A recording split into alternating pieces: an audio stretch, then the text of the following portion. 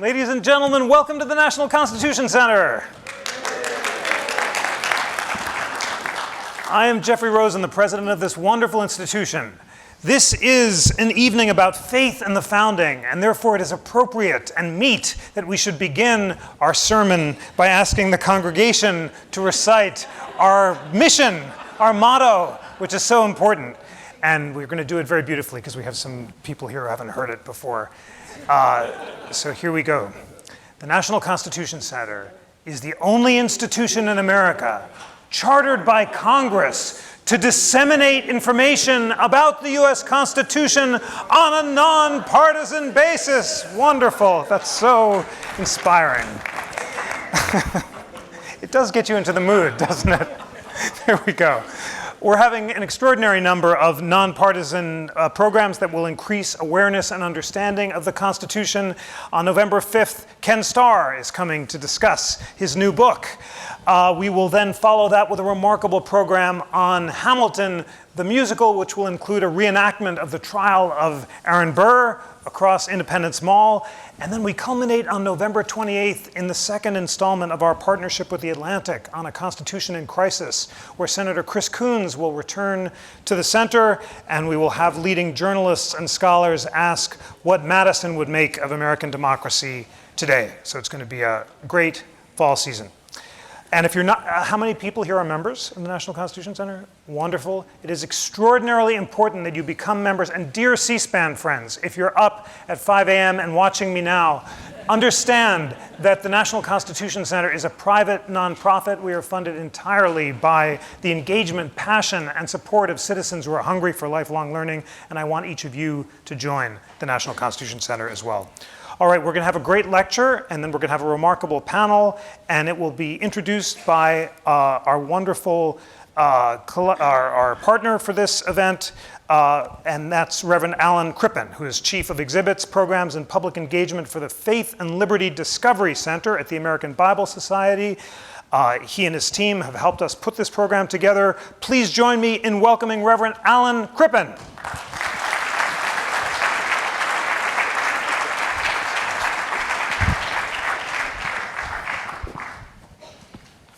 Good evening, and thank you, Dr. Rosen, and thank you for all of your wonderful team professionals here at the National Constitution Center. All of us are grateful for the detailed work that has made this evening possible. It's a great honor for the Faith and Liberty Discovery Center to partner with the National Constitution Center in co-hosting tonight's lecture and discussion.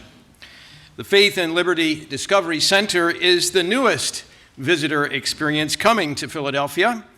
Our plans are to open right here on Independence Mall in late 2020, and we have construction permits in hand. So keep an eye out for the hard hats at the northeast corner of 5th and Market Streets. The Faith and Liberty Discovery Center's purpose is to explore the relationship between faith and liberty in the American experience. The Discovery Center seeks to understand the nature of that relationship with application to our common life. What do faith and liberty have to do with our mutual pursuit of happiness in seeking a flourishing, civil, and just society? Recall that in the late 18th century, there was a revolution in which faith and liberty had an adversarial relationship.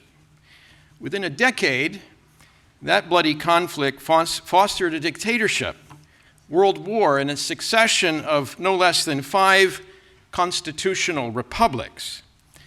And nearly concurrent with that revolution, however, there was another revolution in which faith and liberty enjoyed a more symbiotic and positive relationship. This other revolution was less bloody and resulted in an extraordinary republic whose constitution still endures and is, in fact, commemorated by the beautiful exhibits and excellent programs housed here in this magnificent building. I am, of course, referring to the French and American revolutions, respectively. And so, with apologies to Charles Dickens, perhaps there is yet another tale of two cities, Paris and Philadelphia. Indeed, there is a Philadelphia tale to discover in exploring the relationship of faith and liberty. Philadelphia's story of faith and liberty may be part of the reason why this city has been distinguished by the United Nations as a World Heritage City. Is it conceivable that faith helped guide liberty toward a more just political order? Tonight, we are privileged to explore together the relationship of faith and liberty in the creation of the American Republic. Are there religious origins to American constitutional order? What, if any, is the role of faith in the founding? Our guide in exploring these questions is Dr. Daniel L. Dreisbach. Dr. Dreisbach is a professor in the School of Public Affairs at American University in Washington, D.C. He received a Doctor of Philosophy degree from Oxford University, where he studied as a Rhodes Scholar, and a Juris Doctorate degree from the University of Virginia. Following law school, he served as a judicial clerk for the Circuit Judge Robert F. Chapman of the U.S. Fourth Circuit Court of Appeals. And for 2 years, he practiced public interest law, specializing in civil and religious liberties. Professor Dreisbach's research interests include constitutional law and the intersection of politics, law, and religion in American public life. He has authored or edited 10 books, including Thomas Jefferson and the Wall of Separation Between Church and State, New York University Press, Faith in the Founders of the American Republic, Oxford University Press, and The Sacred Rights of Conscience, Liberty Fund. Professor Dreisbach's most recent book is Reading the Bible with the Founding Fathers, Oxford University Press. This book is available for purchase and signing after the lecture this evening. The U.S. Supreme Court has cited Dr. Dreisbach's scholarship, and he has served as a consultant to the Library of Congress for a major exhibit on religion and the founding of the American Republic. He has been a featured commentator in numerous documentaries, including the recent PBS series God in America. He is a senior fellow at Baylor University's Institute for Studies of Religion and a fellow at Emory University's Center for the Study of Law and Religion. Previously, he was a William E. Simon Visiting Fellow in Religion and Public Life in the James Madison program at Princeton University. Professor Dreisbach is the past recipient of American University's highest faculty award, the Scholar Teacher of the Year Award. And I'm also pleased to say that Dr. Dreisbach serves as a scholar advisor to the Faith and Liberty Discovery Center here in Philadelphia. Please join me in welcoming Dr. Daniel L. Dreisbach on the topic of faith in the founding, the Bible, and the Constitution.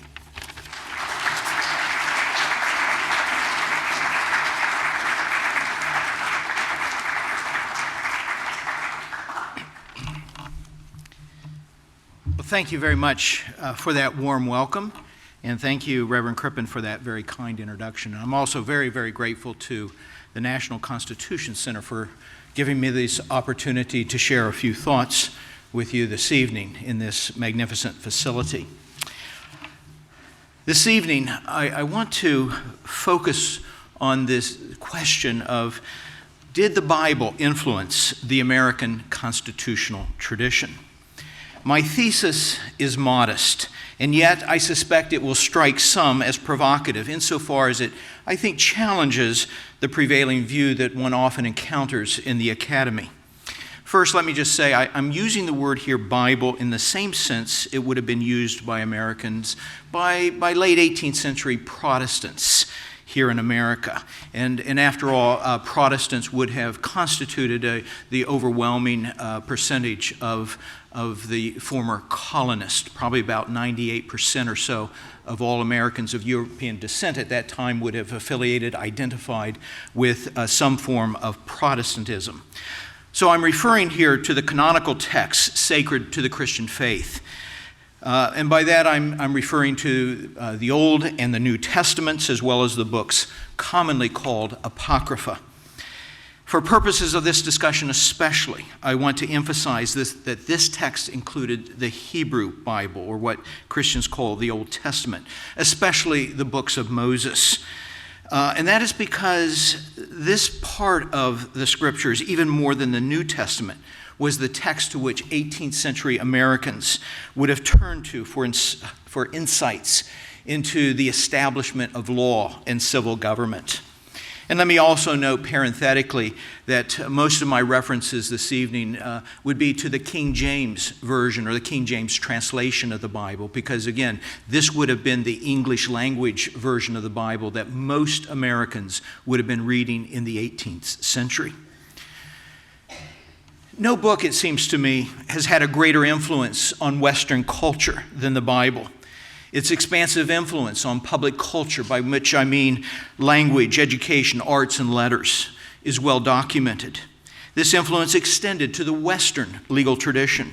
Consider, for example, the influence of the Ten Commandments on law throughout Christendom, including places like Puritan New England.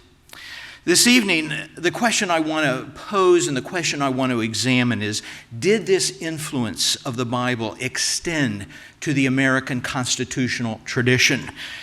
And more specifically, to the U.S. Constitution? And if so, how was that influence manifested? Early last year, the American Bible Society announced plans to open a Faith and Liberty Discovery Center just across the mall from where we sit this evening. This center promises to provide insights into the Bible's contribution to the American experience. And when this announcement was made, there were questions asked. What will this center, located in the cradle of American independence and constitutional government, interestingly, geographically located about halfway between Independence Hall in the National Constitution Center. What will this center contribute to the story told daily to visitors to this mall? And more to the point, does the Bible have anything to teach us about the American constitutional experiment, this experiment in Republican self-government? Now, I think it's fair to say that the prevailing view in the Academy is that the American constitutional experiment that came to fruition here in Philadelphia was a strictly secular project. It is often said that the American founding in the last third of the 18th century or so was a strictly secular project. And yet it's sandwiched between two great religious revivals, at a time when Enlightenment there at the last third of the 18th century was in the ascendancy. And Revelation, it's often suggested, was rejected or at least relegated to the sidelines. And so again, the question comes, did the Bible, did Christianity more generally influence the constitutional project that takes place here in Philadelphia?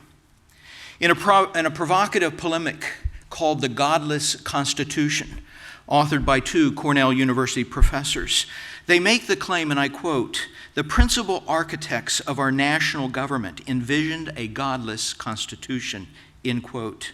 They go on to say that the framers of that document created an utterly secular state, unshackled from the intolerant chains of religion.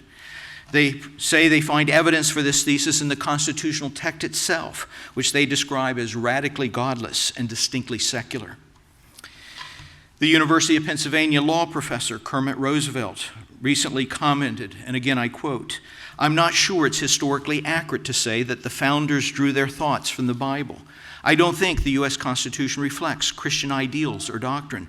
The Bible is not useful to interpret the Constitution," end quote. In the same vein, historian Stephen Kaler asserted, quote, "A remarkably secular convention produced a perfectly secular text. The Constitution was irreligious. It was the product of an irreligious enlightenment," end quote. And these are just a handful of similar statements that one encounters in the scholarly literature of our own age. Notwithstanding this familiar refrain, I contend that the Bible was among the influences that contributed to an American constitutional tradition. A tradition committed to, among other things, rule of law, due process, limited government, separation of powers, checks and balances, republican self-government, and the right of a people to resist tyrannical rule. Moreover, the Bible featured in the historic events that unfolded on this mall, and more generally in the struggle to establish a new constitutional republic. Now, the Bible, to be sure, was not the sole source of the ideas that animated the national founding, and that is not my claim this evening. The founding generation drew on and synthesized a variety of diverse intellectual traditions and perspectives in forming their political thought. And among these perspectives was British constitutionalism, Enlightenment liberalism in a variety of forms, classical and civic republicanism. In my book, Reading the Bible with the Founding Fathers, I contend that the Bible must be studied alongside these other traditions and perspectives if we want to have a rich understanding of the full range of ideas that informed this grand constitutional experiment.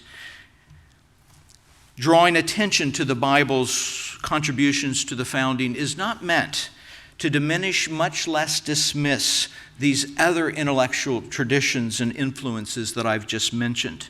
Rather, as I say, the acknowledgement of the Bible's contributions enriches our understanding of the ideas that informed the founders' political thoughts and shaped their innovative constitutional experiment there at the end of the 18th century.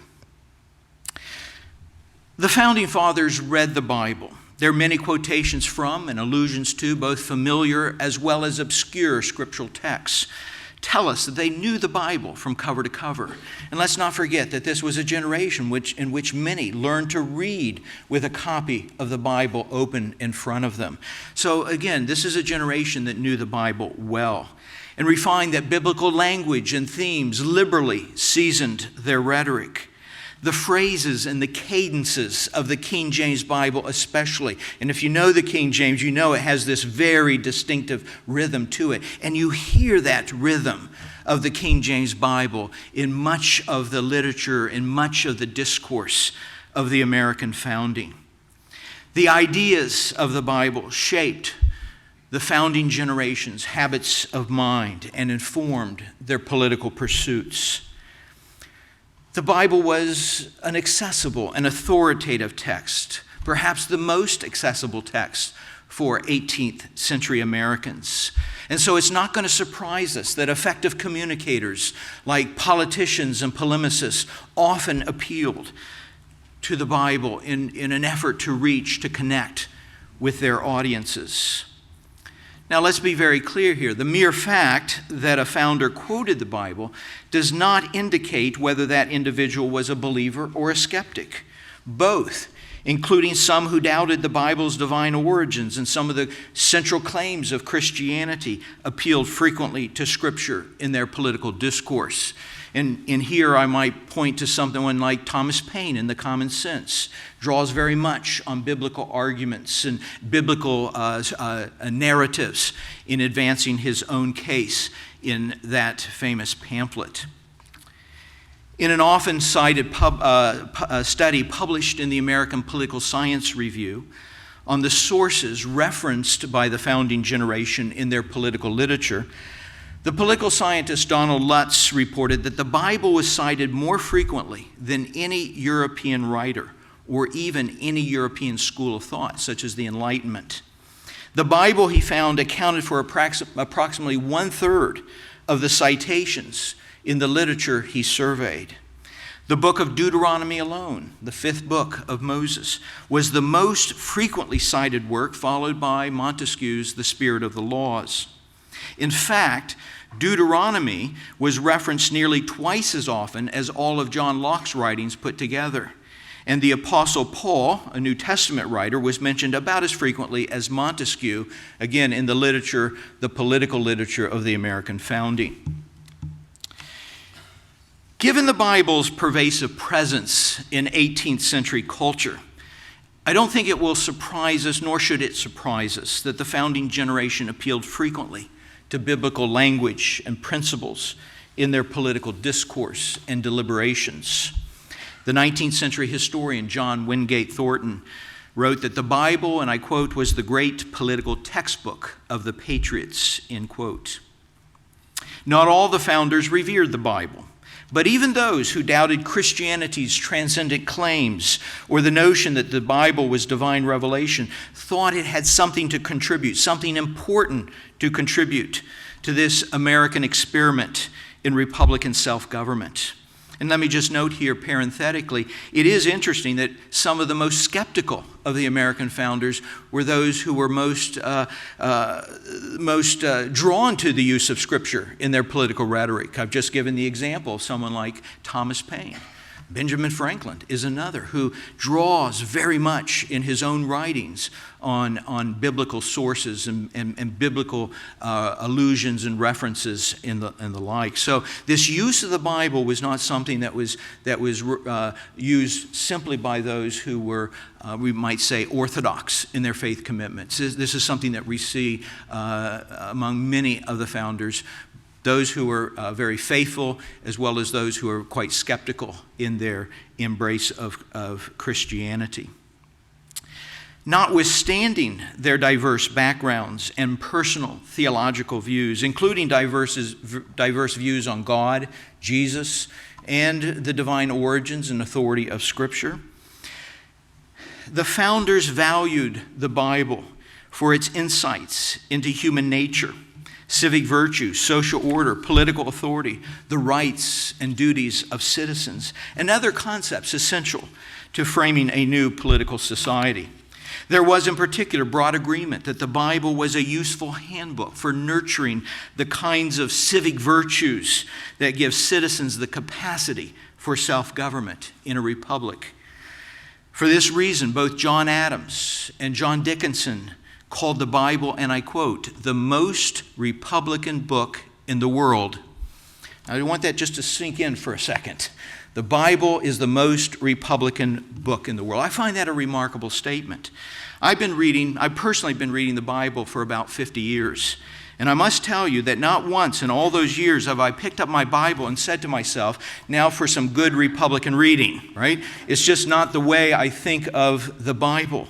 So why would John Adams call the Bible the most Republican book in the world? Well, he tells us why. He said that in order for Republican government to succeed, a self-governing people in such a regime must be virtuous. That's essential that we have a virtuous people. And nothing, Adams said, is better in nurturing the virtues required of citizens than the Bible.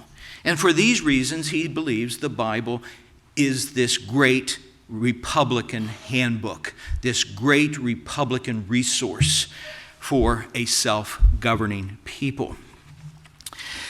In various representative assemblies of the age, as well as in pamphlets, political sermons, and private papers, founding figures appealed to the Bible for principles, precedents, normative standards, and cultural motifs to define their community and to order their political and legal experiments. Some founders saw in Scripture, especially in the Hebrew Scriptures, political and legal models such as republicanism and separation of powers that they believed enjoyed divine favor and were worthy of emulation in their own polities. Now let's also note here that the Bible was not an uncontested source of ideas. Neither did the founders always agree on the interpretation and application of Scripture to the great issues they confronted, as is evidenced by bitter debates over slavery, the right to resist unjust rulers, and the like. And yet ideas and values informed by Judaism and Christianity and their shared sacred texts were rarely removed from these difficult conversations. The United States Constitution that was hammered out here in Independence Hall in the summer of 1787 gives evidence of a political vision informed in part by the Bible. And it included features that were familiar to a Bible-reading people.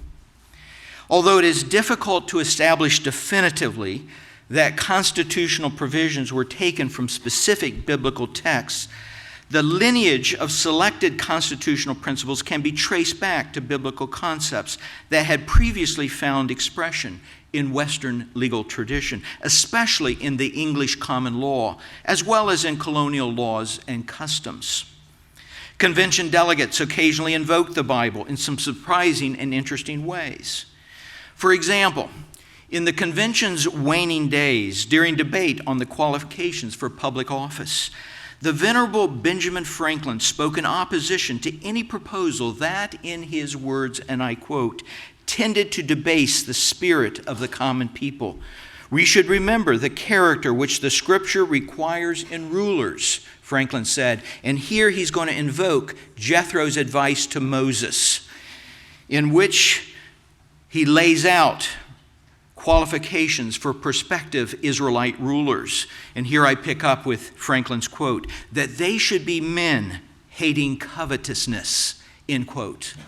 Now, I think this is a fascinating exchange. Again, this is part of Madison's notes of the convention debates.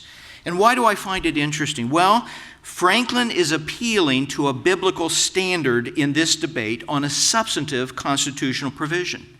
And he informed his audience in very clear and unambiguous language that his source was Scripture.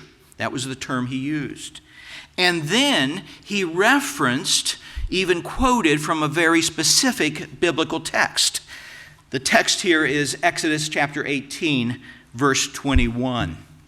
Now, I think this is a somewhat rare illustration of how the Bible was used in constitutional debates. We're going to find a few where there is an apparent reference, allusion to a specific biblical text. However, what I want to suggest to you that the Bible nonetheless is going to assert a kind of influence in a variety of other ways. And I want to suggest three ways in which the Bible and its influence is manifested on the Constitution of the United States. First, general theological or doctrinal propositions regarding human nature, civil authority, political society, and the like inform conceptions and institutions of law and civil government. The Constitution's basic design, defined by the separation of powers and checks and balances, reflected an awareness of original sin. That story we read of in Genesis chapter 3. And along with that, the necessity to guard against the concentration or abuse of government powers vested in fallen human actors. This biblical anthropology, or this biblical view of humankind, was expressed in the convention debates and deliberations. James Madison, for example, acknowledged a fellow delegate's strong view regarding, and I quote, the depravity of men and the necessity of checking one vice and interest by opposing to them another vice and interest. The truth was, Madison concurred, that all men having power ought to be distrusted to a certain degree, end quote. So again, my point here is to say that there's a kind of biblical anthropology that's informing the deliberations over the structure of the Constitution, manifesting itself with this almost obsession with separation of powers and checks and balances.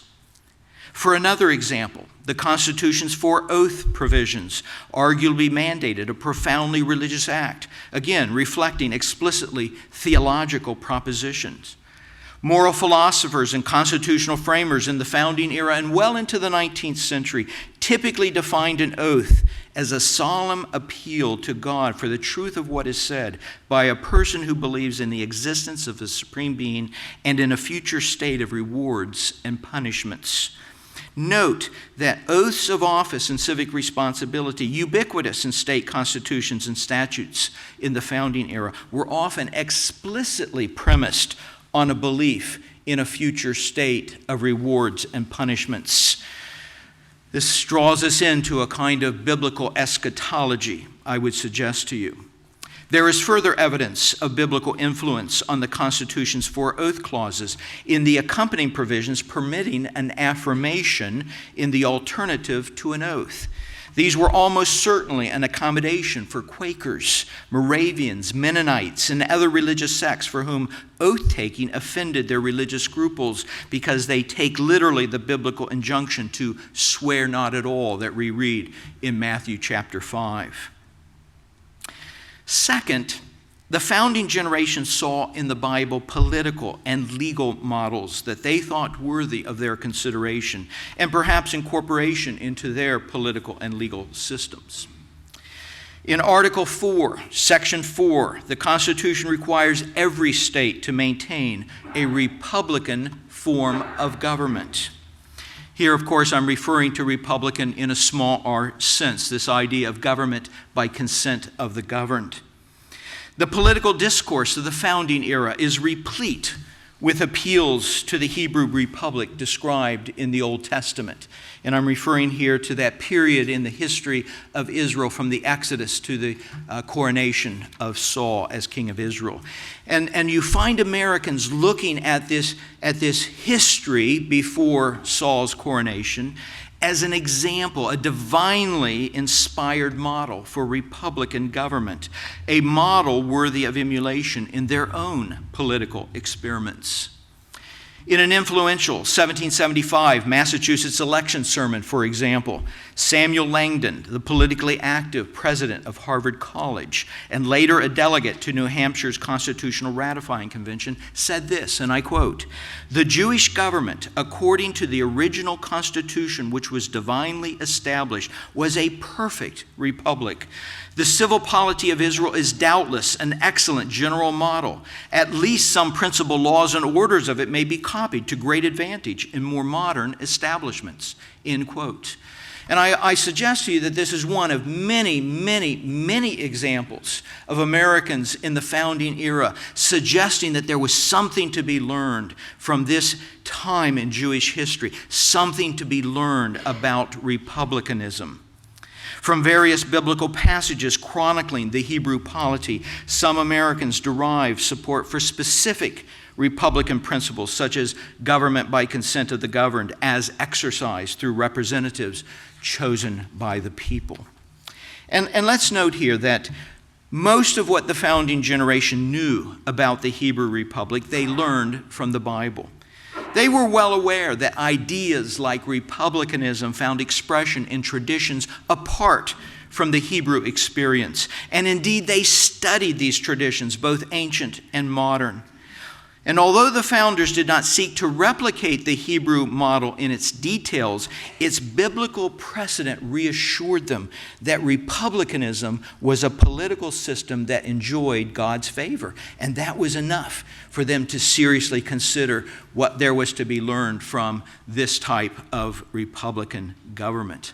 And again, there are many other examples of models of this nature. You can find Americans in the 1780s, for example, suggesting that a model for separation of powers is to be found and studied in Deuteronomy chapter 16, 17, and 18, where we read about the division of labor between prophet, priest, and king. This was a model of separation of powers worthy of their consideration.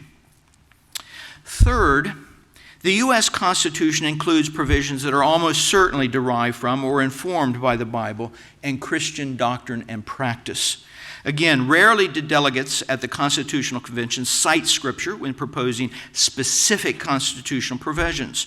Rather, they discussed selected principles and practices that were widely accepted in Western legal tradition to have been informed by a biblical culture. And let me just start with one that I think is pretty straightforward. Probably not very controversial, but perhaps not terribly important either. And that is what we find in Article 1, Section 7, Clause 2, where we find that Sunday is excepted from the 10 days within which a president must veto a bill. This seems to me to be an implicit recognition of this idea of Sabbath, commemorating the Creator's sanctification of the seventh day of rest, the fourth commandment that this Sabbath be kept free from secular defilement. And of course, this is an idea that's been sort of translated into the Christian tradition of recognizing Sunday as that day of rest.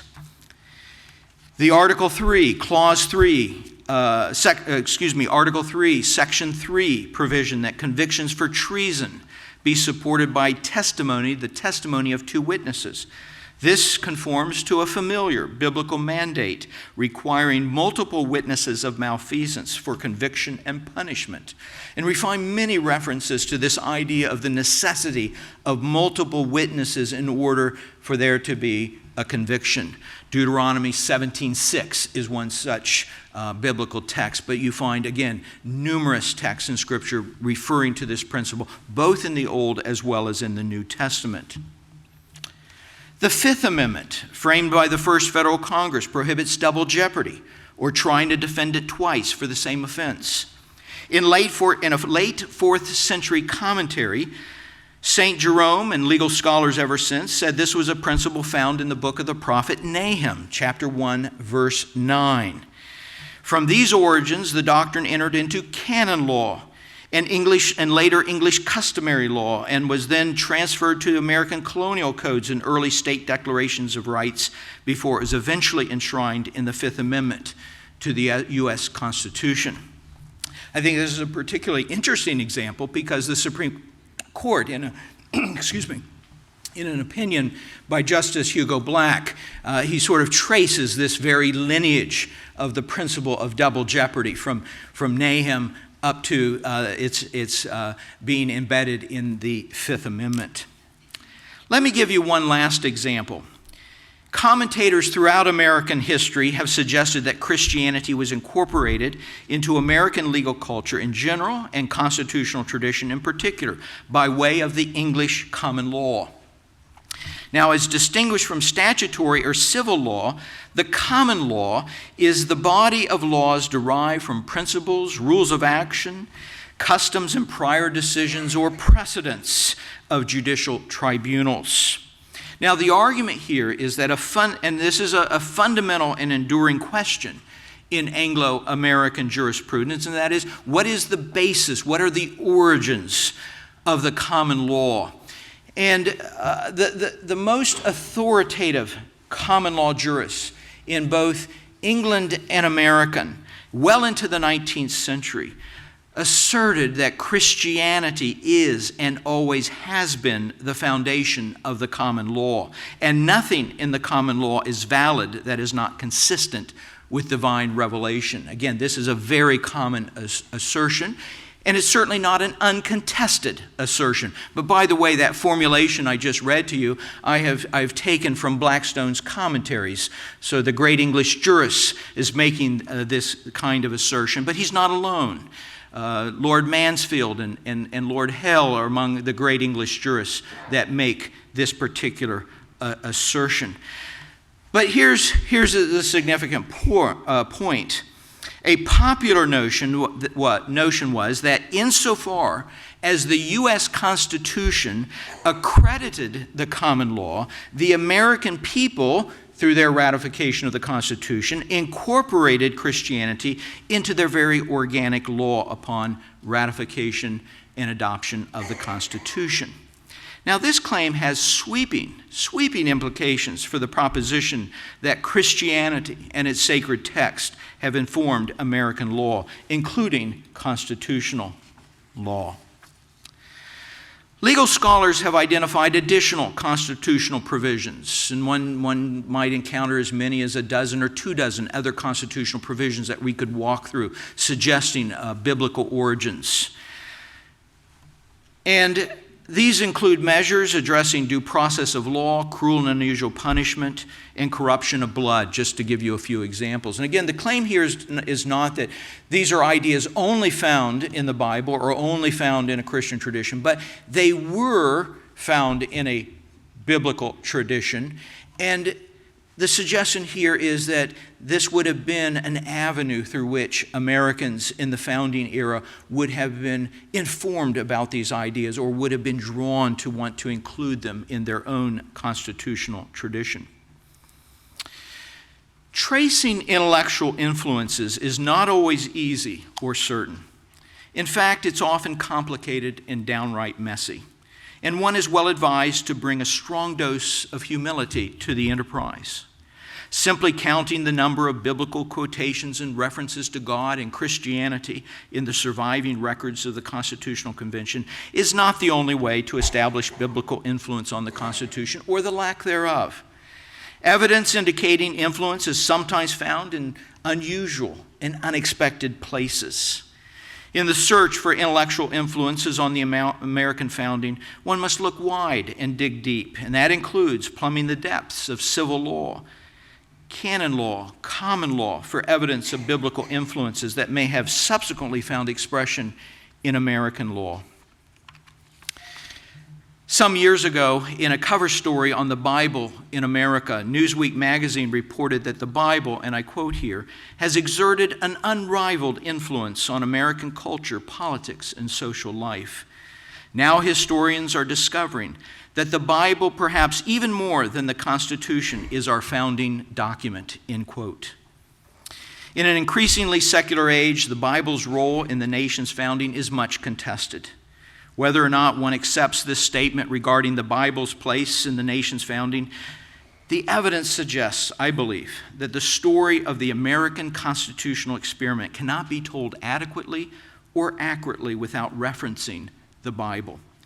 If we miss or dismiss the Bible's contributions to the American constitutional tradition, we distort our understanding of the nation's constitutional experiment in Republican self-government and liberty under law. In closing this evening, let me encourage us all to read, reread, and study the Constitution. And to better understand the Constitution, read Blackstone, read Montesquieu, read John Locke, and yes, read the Bible. Thank you very much.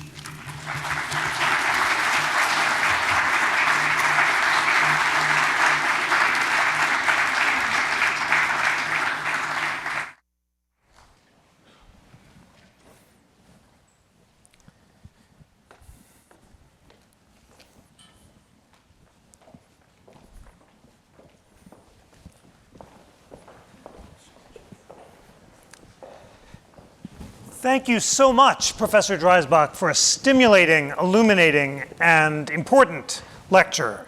I am going to sum up the large ideas that I just heard and then ask our remarkable panel to debate and discuss them. But first, let me introduce them.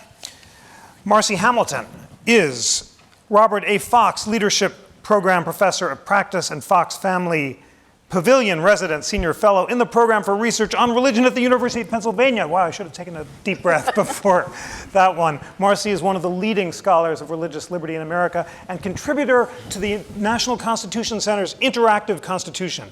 And friends in the audience, I want you, after this discussion, to download the Interactive Constitution and read the provisions on the religion provisions of the First Amendment, the Establishment Clause and the Free Exercise Clause. You'll see Marci debating Michael McConnell and other great scholars, liberal and conservative scholars, agreeing and disagreeing on the core meanings of the provisions. We also are honored to have Daniel Mark, who is the former chairman of the United States Commission on International Religious Freedom and an assistant professor of political science at Villanova, and Russell Shorto, an author, historian, and journalist whose recent book is Revolution Song, A Story of American Freedom, and the author of a New York Times Magazine cover story with one of the best titles I can remember and very relevant to our discussion tonight, How Christian Were the Founders? So I heard Professor Dreisbach make among the following points. The Bible was influential to the framers and to the American founding. That the framers differed in their conceptions of Orthodox Christianity, ranging from the more heterodox thinkers such as Paine, Franklin, and Jefferson, to the more ones in the middle like Madison, to the more orthodox ones like Adams, but that all frequently cited the Bible, and that the Bible was more frequently cited than John Locke. Deuteronomy cited more frequently than John Locke. I heard that memorable phrase that he attributed to Adams, that the Bible is the most Republican of books because it inculcated the civic virtue and self-restraint that was necessary for democratic citizenship. And then he said that the Bible had at least three influences on the American founders. First, that the conception of original sin influenced the separation of powers. Second, he said that the framers looked to particular biblical institutions, in particular the notion that the Jewish republic was the most republican of all of the ancient republics. And third, he said that biblical provisions influenced particular constitutional provisions, such as the Book of Nahum's influence on conceptions of double jeopardy. So lots of provocative points in there. Russell, if I may begin with you, your piece had the great title, How Christian Were the Founders? So you've now heard Professor Dreisbach. Are you persuaded by his arguments that although the founders differed in their allegiance to traditional and Orthodox Christianity, all were influenced by the Bible, and that the Bible did indeed influence the American Constitution, or not? First of all, I'm impressed by your ability to summarize. Very I had the text here, so I can cheat. Certainly, America in the 18th century was overwhelmingly Christian, overwhelmingly a Protestant nation. Virtually all of the founders grew up with the Bible, and so to say that it was a major influence on them, I think, is without question. What I find myself wondering is, in Professor Dreisbach's very erudite talk, is he's identifying what their project was, and if he is simply stating it as narrowly, which is what I think he used the word modest, making the modest claim that they were influenced in framing the Constitution by the Bible, then I think that goes without saying almost. But I wonder if he has a broader goal, and I wonder if if, for example, that broader goal was to ally himself, to add to a body of scholarship from the religious right that is trying to assert that America truly was a Christian nation in its founding, and to use that as kind of a wedge, because then once you do that, then you allow for a certain precedence on whether it's gay marriage or how discriminating against Muslims. I mean, you open kind of a Pandora's box there.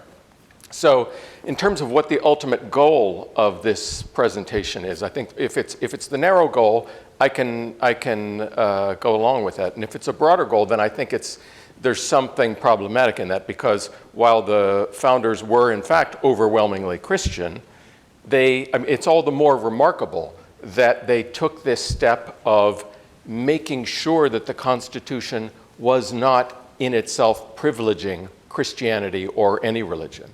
And that, in fact, the only mention of religion in the Constitution is Congress shall make no laws concerning an establishment of religion. They're basically saying government's going to be here and religion's going to be there. Thanks. That's very thoughtful. And as you say, one could accept Professor Dreisbach's modest claim that the Bible was influential to the Constitution, but disagree vigorously, as scholars do, about the implications for that about contemporary doctrine. Let's start our first round, at least, with the more modest claim. Daniel, Mark, are you persuaded by by Daniel, if I may, by his broad thesis that the framers had differing degrees of Orthodox allegiance, but were broadly influenced by the Bible? And if you want to tell us more about the particular gradations of faith that the different founders ascribed to, that might be interesting as well. Sure. Well, thank you. Thank you for having me here as well. It's an honor to be among such distinguished commentators and a wonderful lecturer. You actually put me in a hard position when I actually agree with most of what he said. It's much better to come in and have a lot to say in disagreement. So I am largely persuaded by the claim, and I also do see it in the context of a broader project, although not the one that you say. For all of their differences, and you're absolutely right, of course, that there was a large spectrum of observance from founders who were cutting out the parts where Jesus performs miracles out of their personal copies of the Bible, all the way to, as you say, much more Orthodox people like John Adams. For all of their disagreements, One thing, for example, the Federalists and the Anti-Federalists had a lot to disagree about. They fought bitterly over the ratification of the Constitution. But one thing they agreed on was that the Republic required virtue. A republic if you can keep it. And that virtue required religion. When I teach introductory political theory at Villanova, we read Aristotle and then Augustine, and I ask them to think about the different views of human nature and how the different views of human nature inform different views of the role of government.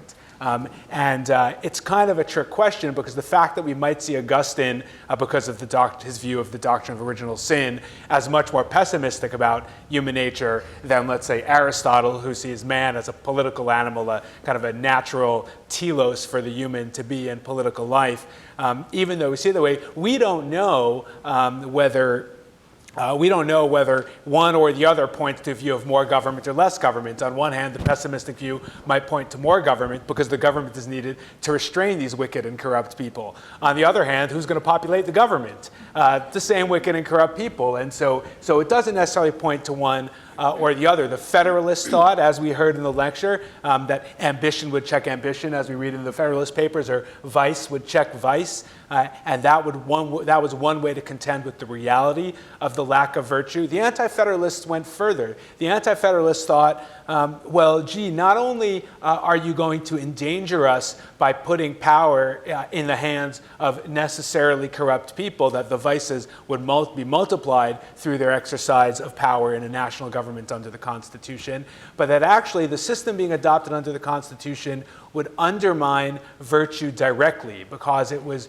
built to create a commercial society. And a commercial society based on profit would be something that would ultimately be very harmful. And so I think an intervention like the one we heard tonight is in part in the context of that broader concern, namely that for all the things that the Constitution builds into its brilliant and in many ways successful design in order to ensure that naturally that fallen beings could still have government and still keep a republic, for all of its designs, without virtue, the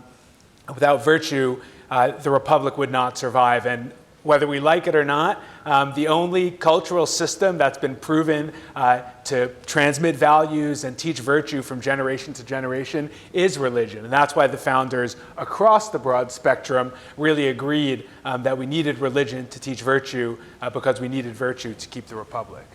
Thank you very much for that. Marci Hamilton, you are among the most eloquent opponents in the country of the idea that this is a Christian nation and of a defender of the separation of church and state doctrinally. But just on the very modest historical claim, or on the historical claim that the founders believed that religion was necessary to inculcate the self-restraint and virtue on which republicanism triumphed, and the surprising historical claim that the Jewish nation was the first perfect republic. What do you make of that? I think there's been an unfortunate slippage in the discussion tonight. There are founders and there are framers.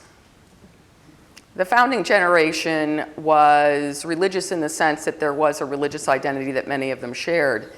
But what they shared was diversity. It was the Quakers in Pennsylvania who didn't let anybody else serve in public office but Quakers, because only Quakers had the relationship with God that was adequate to serve in the government. It was the Puritans that killed Baptists and Quakers in Massachusetts. It is a false equivalence to talk about one category of religious believers at the time of the founding or the framing. Instead, it was a teeming battle of sects, many of which did not want to live with each other, many of which shoved each other out. There was a deep identity of religious identity among people that was exclusive and not inclusive. And so the concept that there is any unifying religious viewpoint in the Constitution is problematic, but what I just described was the founding, the diversity of the founding, which was also quite Jewish, not in the Bible sense, but there were Jews here. There was true diversity. at the founding of the United States, but it's now extraordinary diversity. We now have over 100,000 sects. You can't even keep up with it. Diana Eck at Harvard does a wonderful job of trying to keep up with the extraordinary diversity of religion in the United States. And what is the diversity of religion in the United States? Is that if you disagree, you just start your own group. That's the American religious experiment. It is not that there is any kind of unity. But I especially want to take issue with the concept that the framing, the moment of the framing, the framers were discussing the Bible. I've read all of it. No, they weren't. My favorite story from the framing of the United States Constitution across the mall was when it was suggested that they were just not getting along, and so maybe they needed a clergy person to open up their deliberations with a prayer. And then they all looked around and they realized that nobody was going to pay a member of the clergy. And that was the end of that discussion. There was no opening prayer. There was no clergy person invited. In my view, yes, original sin plays in, but it becomes secularized at the convention. It's not because they were debating or even thinking in these terms. It's because the majority of framers were trained by Calvinists. A majority of the framers, like Madison, that went to college, went and studied with Witherspoon at what is now Princeton, at that point was called the College of New Jersey. What Witherspoon taught was the following: a heavy dose of Calvinism, don't trust anybody, divide power because anybody that holds power is going to abuse it. Right. That is the brilliance of the American Constitution. Not original sin, it's you just can't trust anybody. And that is what animates the entire Constitutional Convention, that you can't trust anybody, that anybody who holds power. But what the thing, and I'll close with this because I know I'm taking up too much time. The thing that I have to take the most exception on is the concept that republicanism is Christian. In fact, what Witherspoon taught, and I've read them all, what he taught in his lectures is the following: the government is like a watch. It's like a machine. And what we need to do is experiment. We need to put the pieces together. And there are three pieces that are equally valuable. You can have direct democracy, you can have republicanism, which is representative democracy, and you can have a monarchy. And what he taught Madison, and what Madison led everyone at the convention to discuss, was that government is just a matter of putting this watch together with pieces. None of them were better than the others. And the question was, can you find an experiment that works? And because you're fallible, it may not work. That was the animating thought at the convention. That's why there was so much debate about how do you stop abuses of power, what pieces do you put together. That's why there were framers who were still in favor of a monarchy at the convention. So I have to say I deeply disagree with the notion that there is a unified Bible, that there is a unified Christianity at the start, but especially with the concept at the convention. They didn't discuss the Bible. In fact, if you read it closely, they really didn't care. They just didn't care about it. What they cared about was the United States was about to dissolve. They were in an emergency. They didn't know if they were going to succeed. And they had to figure out some kind of mechanism that might put it all together. So, Jeffrey, could I follow up on that? Please do, and let me set it up by saying you have the title for your next piece, How Jewish Were the Founders? not the framers, but the founders. The founders. Right. But you heard Marci's powerful point, and the strong challenge she makes is that when the religious ideas of different varieties were expressed in the Constitution, they were essentially secularized or filtered through this Calvinistic general mistrust of human nature that was not sectarian in any particular way. What is your sense of that? Well, I just wanted to follow up on her point by making the observation that we look back 200 plus years at the founders and the framers, and this is our context. This is how we determine our own meaning. They were doing the same thing. They were looking back over the previous century and a half or so, which happened to be the great age of intolerance and religious warfare in Europe.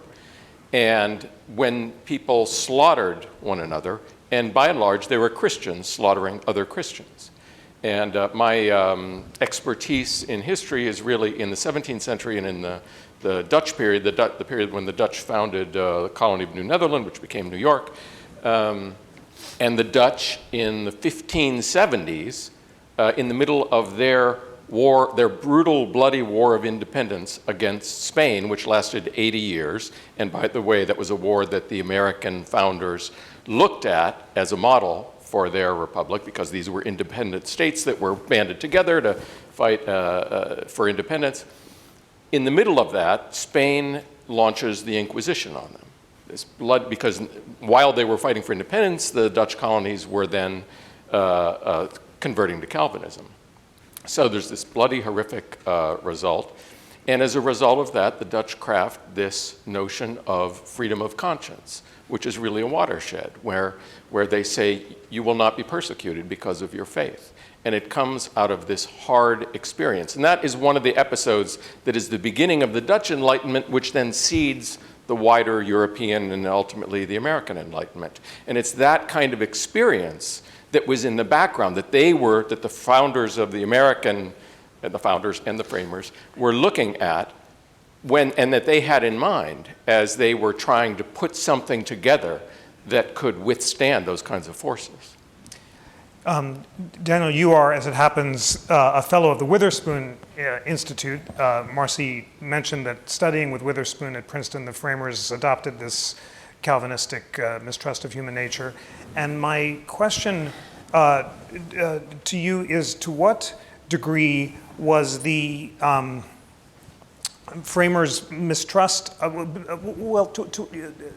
what degree was their belief in freedom of conscience rooted in an idea of natural law that did depend on some idea of a creator, even if it was non-sectarian? The Virginia Declaration of Rights of 1776 says, religion, or the duty which we owe to our creator, must be founded on reason and conviction, not by force or violence. And you've quoted Jefferson's Declaration about unalienable rights. So is it right to say that the basic notion of rights, of natural rights, came from God or nature, not from government, and in that sense, the framers were influenced by faith?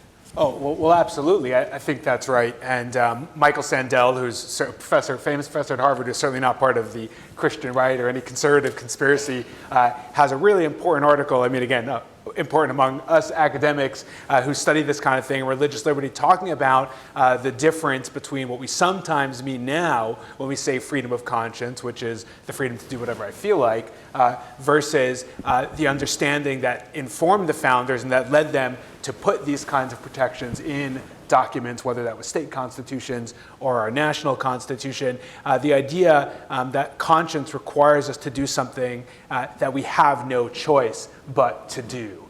The reason the law makes an exception, let's say, in freedom of religion for Sabbath observers, and not just for people who prefer to shop on a Saturday or a Sunday or something like that, is because they're differently situated, because they feel they have no choice but to observe that day. And of course, the natural law and canon law in the Church, in the Catholic Church, developed simultaneously, and certainly the idea of having a duty that which one cannot but do starts with the idea of having a duty to God. I mean, the duty to a conscience before a duty to God certainly existed among pre-Jewish, pre-Christian Greeks, but also came to the West certainly through Christianity. It's interesting that it may very well be, I think it's an exaggeration to say that the founders, maybe for rhetorical effect, that the founders didn't even care about, or the framers didn't care about the Bible. But I don't think the point is only whether they were discussing the Bible as the Bible. In the 20th century, it was very popular to explore the classical roots, which is to say the Greek and Roman roots of the American founding and even of the framing. As a result of this, in the late 20th century, a small field in the history of political thought arose called political Hebraism. And the scholars of political Hebraism, and I'm sure, of course, Dr. Dreisbach is aware of this, the scholars of political Hebraism were saying, well, sure, there are classical roots to the American founding, but there are also Hebraic roots. And by Hebraic, interestingly, they meant biblical, certainly, but also rabbinic or Talmudic. It's interesting that John Locke, a Christian in England, thought it was worth it to learn Hebrew so that he could read the Hebrew Bible in the original. People of that generation generation, English and Dutch political thinkers of the early modern period who were even studying the Talmud. And remarkable to think they were doing this. So it doesn't necessarily come down to whether they were reading the Bible in the narrow sense or discussing it, but their political thought was steeped in the concepts that came from those areas. Not those alone. It's obvious that the mix of monarchy, republicanism, and direct democracy also comes to us from Rome. The Senate's called the Senate for a reason, but there were other sources as well. Political Hebraism. This is just getting so Jewish, Marci. I love it. But I didn't start it. No, you didn't start it. But what should we make of this claim that? What would you make of this proposition that Jefferson, like the founders and framers, believed that our rights came from God or nature, not from government? That this conception of natural law was ecumenical enough to include Jews as well as Christians as well as other people of faith, but that in that sense the founders did have a conception of rights that stemmed from the divine? I think it's a vast and unfortunate overstatement that unfortunately plays into current politics. I'm going to have to be completely honest here, which of course I never am. But I am deeply concerned that the Liberty Bell and Carpenter Hall and the National Constitution Center are going to be joined by a Faith and Liberty Center. I have to say, that is a product of today, of the attempt to take over the concept of the culture as though it is just Christian, as though it is just faith. What gives me real hope, though, is my students. I teach law, religion, and politics at Penn. And my students overwhelmingly, they just don't have much time for organized religion. And of course, that's what the Pew Foundation has repeatedly found. Organized religion, the notion that there is a book that has all the answers is not consistent with their viewpoint. Their viewpoint is very consistent with the founding and framing generation, which was deist, heavily deist. People who believed in a greater power but did not believe in the specifics of the Bible, and they didn't have a lot of time for it. Deism controlled the intellectuals, the literati at the time. And so, I think that we want to be very careful. There is no question the Bible has been extremely powerful and a powerful force in the United States, but so has Greek and Roman history. I completely agree with that, especially at the time of the framing and those sitting in the room framing the Constitution. I think they were more thoughtful and thinking about Rome and Greece than they were thinking about Christianity or about what the Bible would require or would want them to do. But again, I'm going to emphasize my resistance, my deepest resistance, is the concept that there was a concept at the convention that religion provided a special preference for republicanism, or that Christianity did.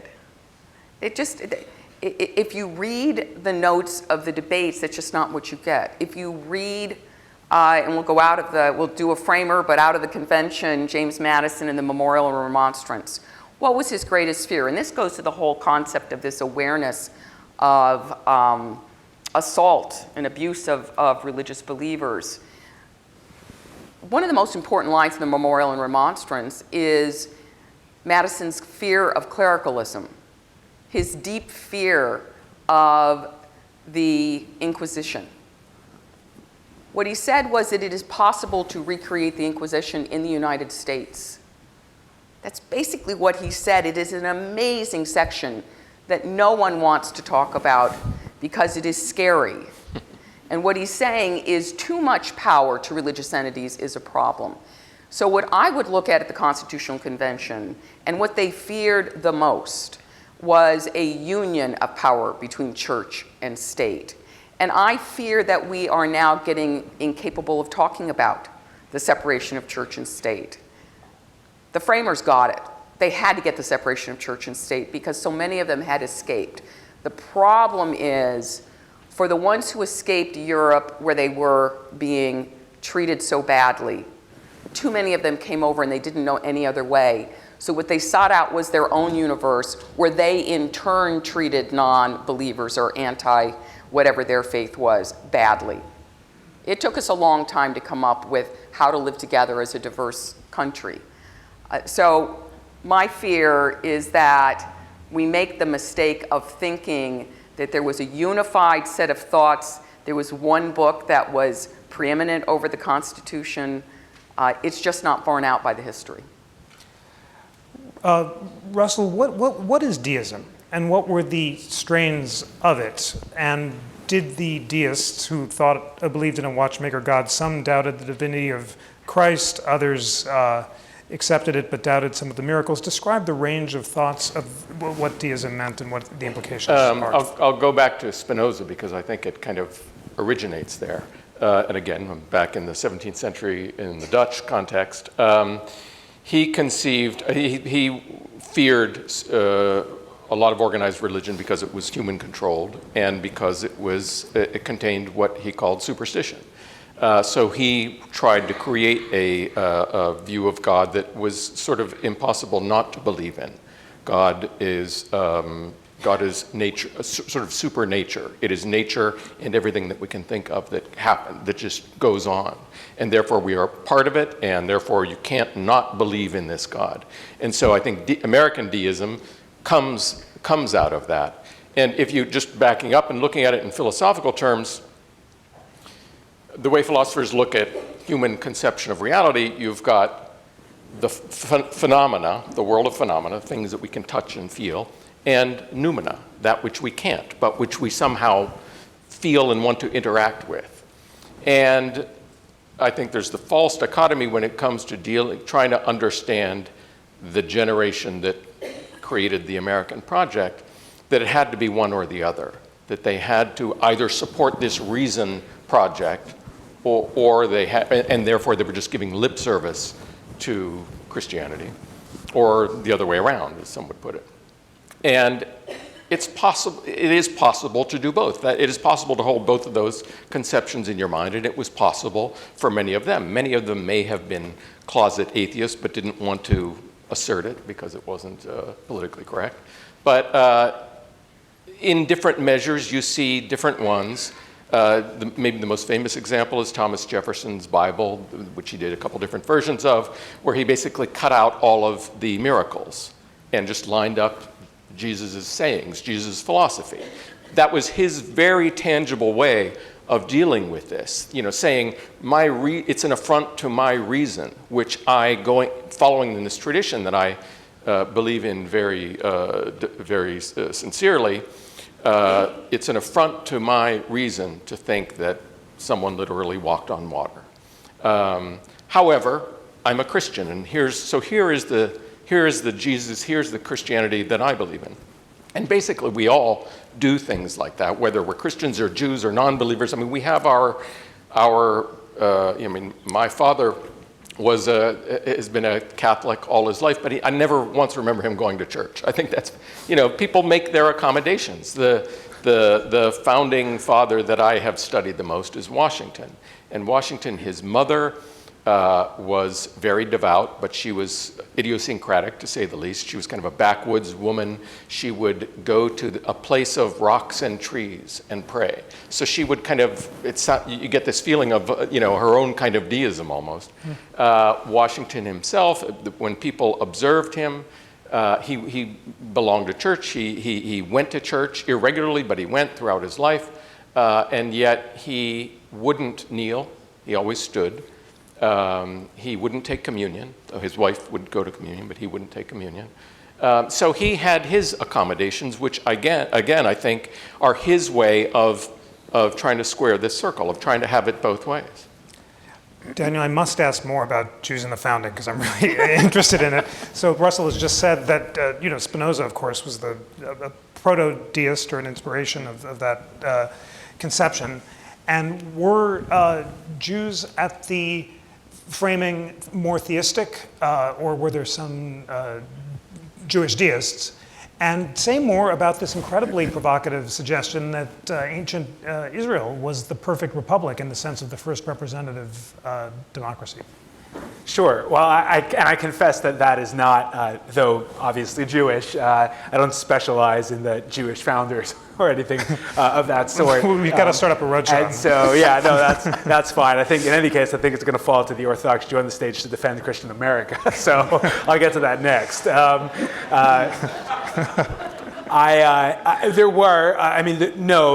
Jews, the Jews at the founding were not necessarily more orthodox. I mean, they may have been observant in their ways, but they were also in some ways products of the same environment. It wasn't the more, as we say, like old world Jews who came over in the 20th century. Jews also wanted to come to America, and not describing necessarily every single one in the United States, but wanted to come to America and be part of the American society and assimilate. Again, not assimilate to the degree that they are today, but in their own time, they were modern. There are definitely resources out there that one can find on Jewish influences on the founding. Meir Soloveichik, who's a rabbi in New York City, has a series of lectures on this sort of thing. As far as the Jewish Republic, I would only have to assume that imagining the Hebrew Republic as the first or only perfect republic was really one of those in theory but not in practice, right?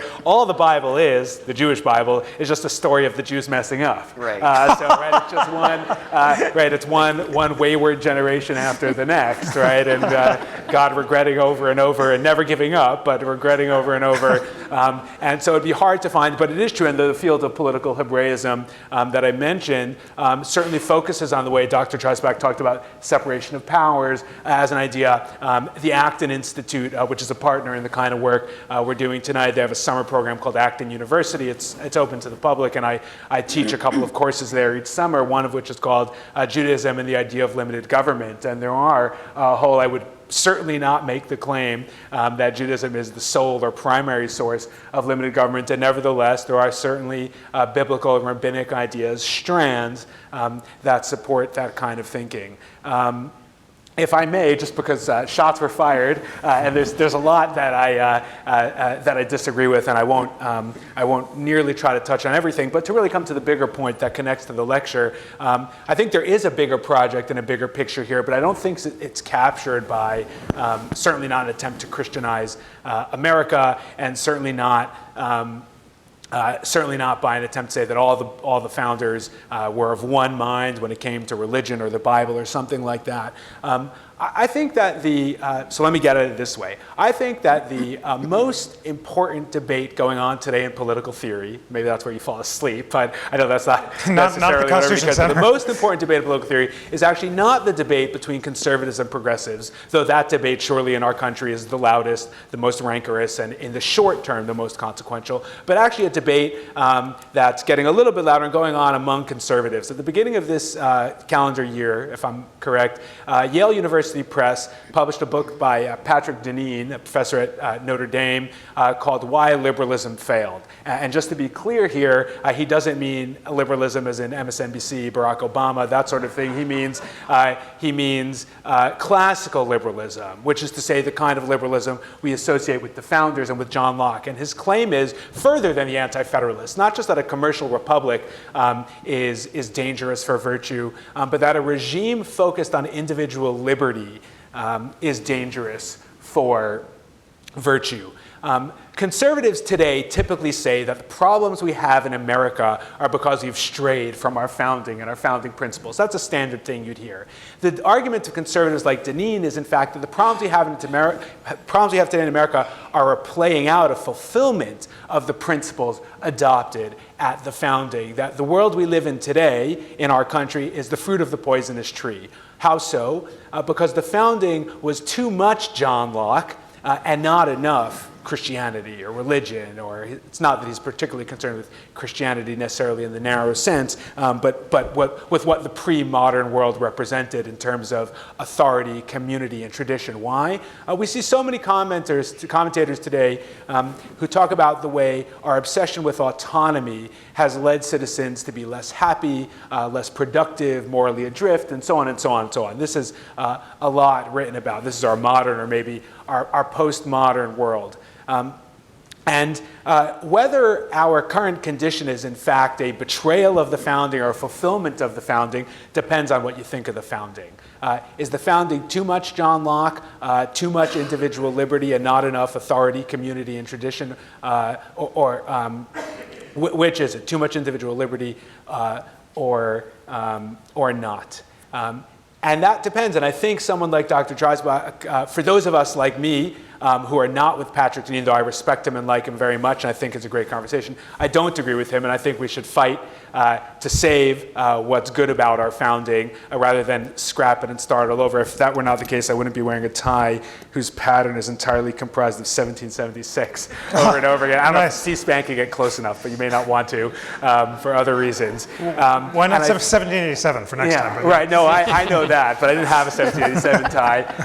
I assume I'm getting we got them cheap in the gift shop. Yeah. Half price for you. So, but I'm aware. And I think that for those of us not on that side, I think Dr. Dreisbach gives us hope, not because he tells us that the founders were of one mind, or not because he's part of an effort to restore the idea of Christian America, overturn separation of church and state, but because he gives us hope for those who want to defend the founding, that religion, including the Christian religion, of course, especially the Christian religion, was deeply important to the founding, and the Constitution we inherited, not as a document seen as a vacuum, black and white on text, but the whole political tradition we inherited, and its institutions, and its systems are not so Lockean, which is to say so individualistic that it necessarily corrupts the non-political institutions that are necessary for virtue, authority, community, tradition.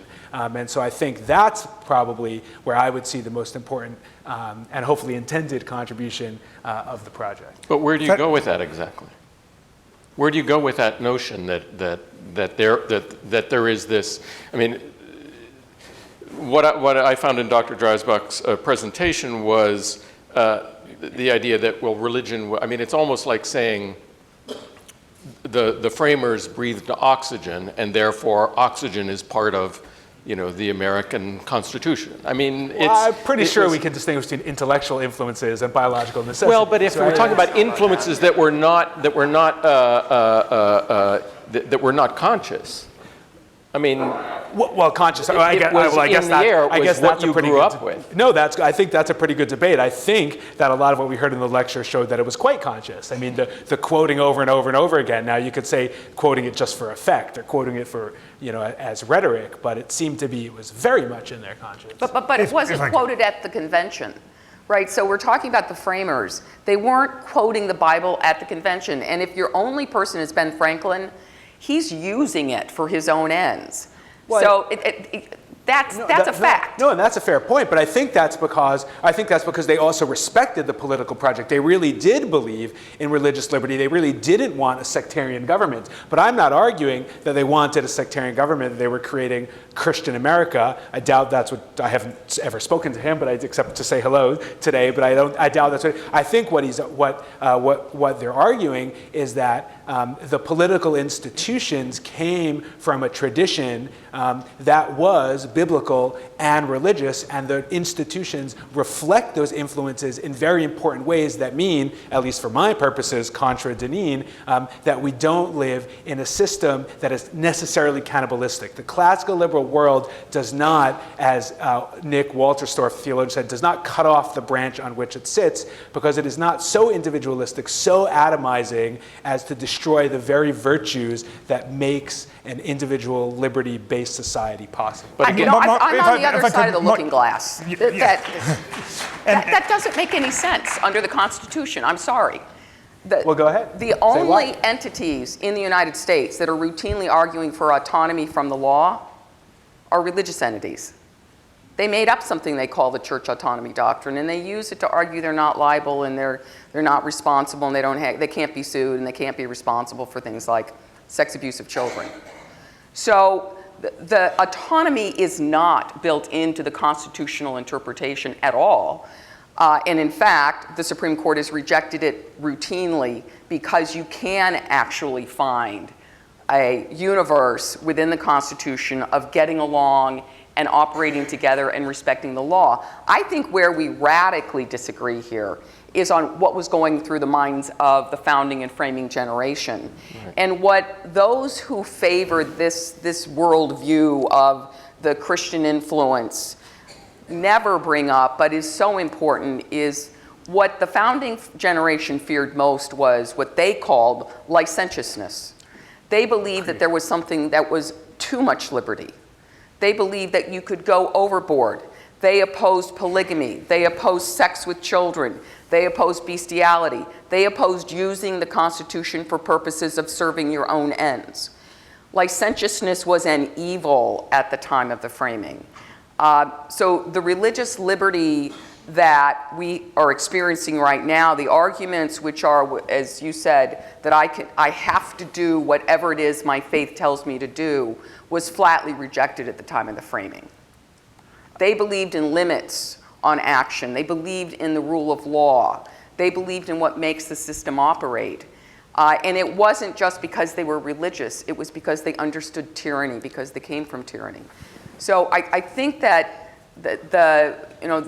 I understand this as a debate right now over autonomy, but it's not in constitutional interpretation. Oh, I just want to, just on the autonomy point, just as a very narrow, when I used the term autonomy, I certainly didn't mean anything about the autonomy of religious groups. I meant the philosophical idea of individual autonomy, the debate we have today about whether human beings are truly the authors of all meaning and all values, or whether that meaning and values come from somewhere else, whether that's a theological God with a capital G, or whether that's the natural law. But certainly the idea that licentiousness was an evil comes from two sources. It comes from Plato and Aristotle on one hand. Licentiousness.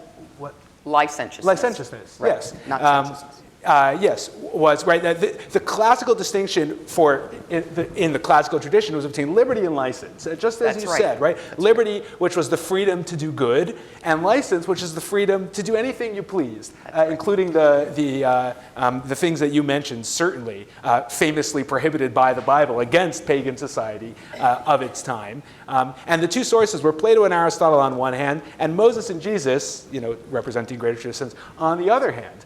That's where the founders, the idea of evil. I mean, this is certainly where they got those ideas. And true, they wanted ordered liberty. I couldn't agree with you more, but they wanted ordered liberty because they understood these ideas about virtue that were at once classical, Greek and Roman, and the idea that the moral precepts of that generation go back ultimately to biblical concepts, again, to me seems completely non-controversial. It's just a matter of, if there was, as I think you're saying, some kind of overt project among them to take elements that were biblical and put them into the framing of the nation, what is, according to that logic, what is behind that? You mean, why did they believe in ordered liberty? Why did they want ordered liberty? No, I mean, that's a reasonable sort of universal value. But universal on what basis? It's an innovation of the West. It's hardly a universal value. It's an innovation either of the Greeks and the Romans. Well, we now perceive it as Yeah. But in both of those, it would have come from both of those streams to them. Oh, absolutely. That's why I'm certainly what we're calling the classical and the Hebraic traditions.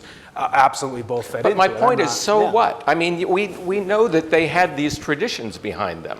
Yeah. End of story. And they used those building blocks to create this new kind of system, which was, so and I think argue that, and I think one of the quotes that Dr. Dreisbach referred to in his lecture was something like a godless framework, meaning the Constitution. And what immediately came to my mind was, it's possible to have a biblical background and using elements of that create a godless framework for a moral society. Oh yeah, absolutely. That's completely fine and agreed. But it depends what we mean by godless society. Moral society. A godless framework. I'm sorry. You said godless framework for moral society. Sure, in the sense that nothing was required of religion. I'm completely with you on religious freedom and how religious freedom is the first bulwark against tyranny. We don't agree on that at all. I would never say that. Okay, but sorry, taking from the point that you said about religious groups that are the ones that are pushing back the most against government, or No. you misunderstood. Religious groups are the ones abusing their current power too much. Okay, I That thought was it was my something point. else you said. In any case. That's a different point. That's the framers' point. I thought I agreed with one thing you said about religious freedom, but maybe not. In any case, I think the point is that they still recognize that the godless framework for a moral society require, if all three branches conspire together to despoil the nation, they can do that. I mean, at least maybe till the next election, but probably even so if they cancel the elections or who knows what. And so it's required, so they knew that no design could survive without underlying virtue, and they believed that the virtue also required religion. The only natural law at That's the what National disagree. Constitution Center is that discussions must end on time. This one is that not a religious easy to precept? summarize, except that it has been superbly lively, and our evolution from the question of whether the founding was too Christian to the question of whether it was not Christian enough reminds all of us how much more we have to learn. Friends, National Constitution Center members, learners of all ages, you must read to educate yourselves about these debates so that you can make up your own mind. You must read Daniel Dreisbach's Reading the Bible with the Founding Fathers, Marci Hamilton's God versus the Gavel, The Perils of Extreme Religious Liberty, Russell Shorto's Revolution Song, A Story of American Freedom, and anything written by Daniel Mark. Please join me in thanking our panelists.